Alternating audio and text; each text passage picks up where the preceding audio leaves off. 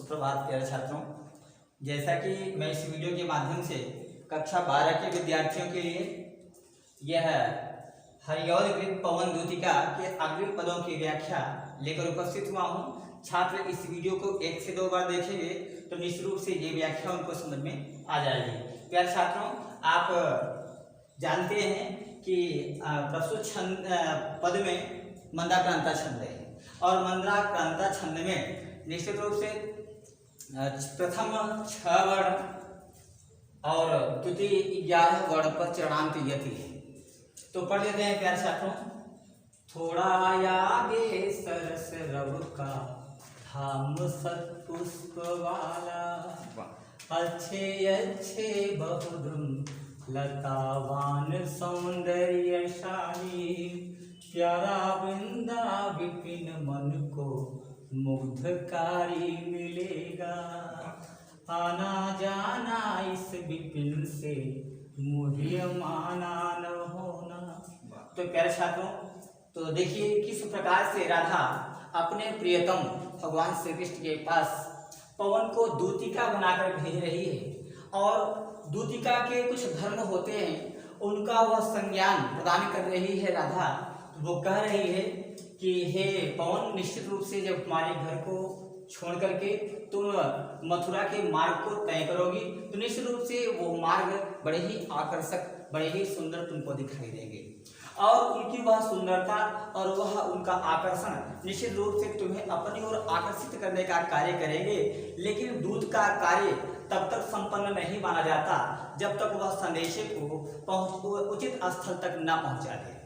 तो यहाँ पर एक दूत के संपूर्ण कार्य किस प्रकार से वह पूरा करे इसका भी प्रयास इसकी भी राह बताते हुए राधा करे क्या करे। देखिए प्यारे छात्रों कि थोड़ा आगे सरस रव का धाम सत्पुष्प वाला, जैसे ही थोड़ा रास्ता और तो तय करोगी हे पवन, जैसे ही थोड़ा और आगे जाओगी तो सरस यानी रस से युक्त, रव माने सुंदर शब्द। और प्यारे छात्रों, आप जानते हैं कि सुंदर जो आवाज होती है उसमें रस बरसने वाली आवाज तो कोयल की और भंवरे की मानी जाती है। तो यहाँ हालांकि हरिऔध जी ने न तो भंवरा लिखा न तो कोयल लिखा, तो यहाँ पर अपने से आपको लगाना चाहिए कि वो रमणीयता का जहाँ वातावरण होता है वहाँ भ्रमर और कोयल की मधुर गान की ओर संकेत किया जाता है। तो यहाँ पर ऐसे किया गया कि थोड़ा आगे सरस रव का धाम स्थल पुष्प वाला, हे पवन, जैसे ही थोड़ा आगे जाओगी तो वैसे ही मधुर शब्द से गुंजायमान, रस बरसाने वाले मधुर शब्द से गुंजायमान सुंदर पुष्पों से मंडित एक स्थान तुम्हें दिखाई देगा। अच्छे अच्छे बहुत जहां पर बहुत ही सुंदर सुंदर वृक्ष होंगे, लतावान सौंदर्यशाली और सौंदर्य से युक्त लताएं मौजूद होंगी, प्यारा वृंदा विपिन, और वह स्थल क्या होगा, वह अच्छे हृदय को प्यारा लगने वाला वह वृंदावन मन को मुग्धकारी मिलेगा, मन को मोहित कर लेने वाला तुम्हें प्राप्त होगा। आना जाना इस विपिन से, इस वृंदावन से तुम आना जाना, लेकिन मुह माना न होना, लेकिन इसकी सुंदरता पर मोहित मत होना। देखिए प्यारे छात्रों, मुह माना न होना क्या है? मुहावरा। ये खड़ी बोली में मुहावरेदार शैली का प्रयोग ये हरिऔध जी ने किया।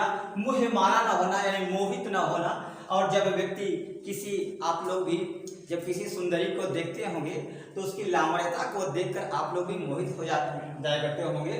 तो निश्चित रूप से यहाँ पर इसको सुंदरता को देख करके किस प्रकार से ये कहीं मोहित ना हो जाए, और मोहित होने से क्या होगा, वहाँ हो सकता है वह विश्राम करने लगे। जो मोहित होता है तो उसके स्थान पर, उसके पास थोड़ा समय देना पड़ता है। तो जैसे आप लोगों का तो ढेर सारा समय जाता होगा ऐसे आकर्षण के प्रति। तो यहाँ पर उन्होंने कहा कि मुहे माना ना होना, मोहित ना होना, कि वहां लंबा समय तक तुम इंतजार करते रहना और उसके सुंदरता में डूब जाना, ताकि निश्चित रूप से जो संदेशा है वह हमारे प्रियतम को पहुंचाने में देरी हो जाए और यह उनके वियोग में यह जो हमारा दर्द है इससे बढ़ जाए, हमारे प्राणांत हो जाए। इसलिए यहाँ राधा ने कहा कि हे पवन, जैसे ही थोड़ा आगे जाओगी तो सुंदर शब्द से गुंजायमान, सुंदर मधुर शब्दों से गुंजायमान, भौरों कोयल आदि के मधुर शब्दों से गुंजायमान सुंदर अच्छे अच्छे पुष्पों से मंडित एक स्थान तुम्हें दिखाई देगा, जहां पर बहुत ही अच्छे अच्छे बड़े भी सुंदर सुंदर बहुत से वृक्ष होंगे, जहां सौंदर्य युक्त लताएं मौजूद होंगी। ऐसा हृदय को, ऐसे मन को उससे प्रिय लगने वाला वृंदावन तुम्हें प्राप्त होगा, जो मन को मुग्धकारी मिलेगा, जो मन को मोहित कर देने वाला तुम्हें दिखाई देगा। आना जाना इस विपिन से, इस वृंदावन से तुम आना और जाना, लेकिन उस पर मोहित मत होना, उसकी सुंदरता पर मोहित मत होना। प्यार सा तो प्रश्न बनेगा कि राधा ने वृंदावन की सुंदरता पर किसको मोहित न होने की सलाह दी है? तो आपने देखा है दूतिका कौन है? पवन। तो निश्चित रूप से पवन को। और यहां पर प्रश्न बन जाएगा कि किसकी सुंदरता का वर्णन यहां पर किया गया है? तो आप भगवान श्री कृष्ण मत कहिएगा कि ये वृंदावन, किसकी सुंदरता का वर्णन किया गया है इस पद्यांश में? वृंदावन की सुंदरता का वर्णन किया गया है। फिर यहाँ पर पूछा जा सकता है कि अमुक पद में कौन सा छंद है? तो कौन सा छंद है प्यारे छात्रों? मंदाक्रांता छंद है। बिल्कुल, मंदाक्रांता में कितने वर्ण होते हैं?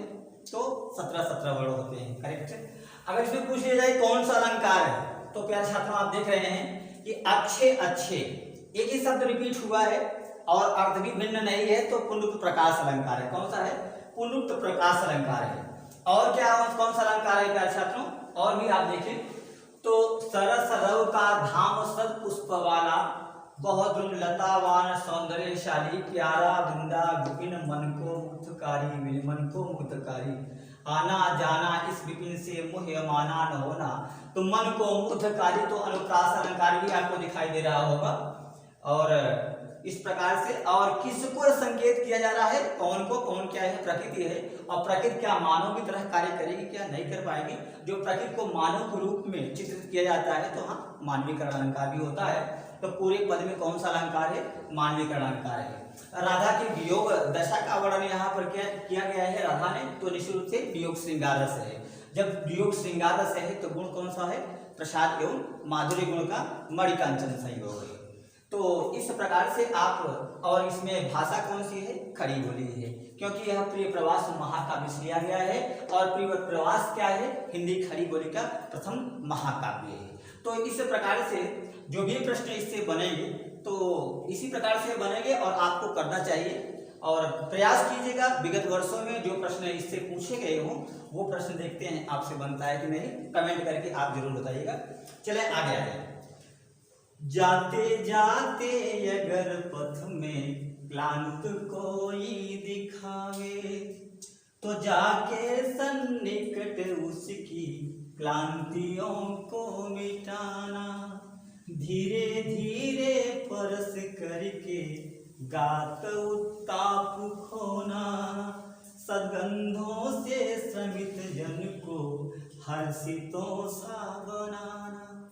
तो आपने देखा राधा भले ही सुकुमार अंगों वाली है, भले ही सुंदरी है, लेकिन उसके जो मनोभाव हैं, किस प्रकार से समाज सेविका, जिस प्रकार से समाज सेविका के मनोभाव होते हैं, उस प्रकार से राधा के भी मनोभाव आपको दृष्टिगत हो रहे होंगे।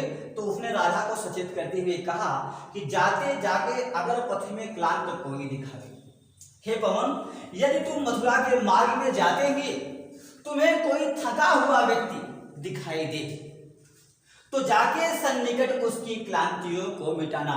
तो तुम अब उसके समीप जाना और अपने शीतल सुगंधित स्पर्श से उसके संपूर्ण थकावट को दूर कर देना, धीरे धीरे परस करके गात उत्ताप होना, और धीरे धीरे अपने शीतल स्पर्श से उसके शरीर का स्पर्श करते हुए उसके शरीर की संपूर्ण गर्मी को, संपूर्ण ताप को, संपूर्ण धूप को समाप्त कर देना, सदगंधों से सवित जन को हर्षितों सा बनाना, और अपनी सुंदर सुगंध से ऐसे थके हुए व्यक्ति को प्रसन्न चित्त बना देना, हर्षितों सा बनाना, प्रसन्न चित्त व्यक्ति की तरह कर देना। तो यहाँ सा शब्द भी आया है, और सा सी सदृश सरी से आता है तो उपमा अलंकार होता है प्यारे छात्रों।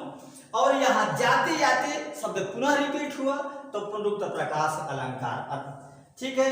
तो पुनरुक्त प्रकाश अलंकार और इसमें उपमा अलंकार, और पूरे पद में निश्चित रूप से मानवीकरण अलंकार। तो 3 अलंकार एक साथ आपको दिखाई देते हैं। छंद मंदाक्रांता पूरे पद में है, आप ये भी जानते हैं। वियोग श्रृंगार है, अब वियोग श्रृंगार है तो प्रसाद एवं माधुर्य गुण है, इतना तो आप जानते ही हैं। तो फिर से एक बार देख लें। तो जाते जाते अगर पथ में हे पवन, निश्चित रूप से मथुरा के मार्ग में जाते हुए यदि तुम्हें रास्ते में कोई थका हुआ व्यक्ति दिखाई दे तो जाके सन्निकट उसकी क्लांतियों को मिटाना, तो उसके समीप जाकर अपने शीतल सुगंधित स्पर्शों से उसके संपूर्ण थकावट को दूर कर देना और धीरे धीरे परस करके गात उत्ताप होना और धीरे धीरे चलकर धीरे धीरे क्रियाशील होकर और उसके शरीर को स्पर्श करके अपने शीतल सुगंधित स्पर्शों से उसके शरीर की संपूर्ण गर्मी को, उसके शरीर के संपूर्ण ताप को समाप्त कर देना, सदगंधों से श्रमित जन को हर्षितों सा बनाना और अपने सुंदर सुगंध से ऐसे थके हुए व्यक्ति को प्रसन्नचित्त व्यक्तियों की तरह कर देना। तो प्यारे छात्रों, आपने देखा कि लोक सेविका राधा किस प्रकार से उसमें समाज के प्रति एक उदात्त भावनाएं भरी हुई हैं कि समाज में अगर कोई दुखी व्यक्ति है तो अपना बड़ा से बड़ा कार्य पूर्ण करने से पहले उस दुखियारे व्यक्ति के दुखों को दूर करना चाहिए और यही मानवीय भावनाएं हैं। तो किस प्रकार से मानवीय भावनाएं उदात्त मानवीय भावनाएं तथा समाज सेविका के अनुपम गुण राधा में विद्यमान है, ऐसा आप काव्यगत सौंदर्य में बता देंगे। तो प्यारे छात्रों, इस प्रकार से प्रश्न बनेगा कि किसके दुखों को दूर करने के लिए राधा ने पवन को सचेत किया, तो आप कहेंगे कि यहाँ थके हुए व्यक्ति को। और किस प्रकार से थके हुए व्यक्ति को प्रसन्नचित्त करने के लिए राधा ने सलाह दिया है, तो आप कहेंगे शीतल सुगंधित स्पर्शों से। किससे? शीतल सुगंधित स्पर्शों से। और किसके जैसा दुखी व्यक्ति को करने की सलाह दी गई है, तो प्रसन्न व्यक्ति की तरह हर्षितों सा, यानी कोई प्रसन्न व्यक्ति की तरह उस थके हुए व्यक्ति को भी करने की सलाह राधा ने पवन को दिया है। तो इस प्रकार से प्यारे छात्रों, 1 से 2 बार इस वीडियो को आप बिना स्किप किए हुए आप निश्चित रूप से देखेंगे कि इन दोनों से बनने वाले सभी प्रश्न आपसे बन जाएंगे। तो आज के दिन इतना ही प्यारे छात्रों, नेक्स्ट डे मैं पुनः मिलूंगा और कमेंट करके आप बताइएगा कि हमारा ये वीडियो आपको कैसे लगता है, समझ में आता है अथवा नहीं। और नेक्स्ट डे में अगले पदों की व्याख्या लेकर अवश्य उपस्थित हुआ। तब तक के लिए धन्यवाद, सुप्रभात।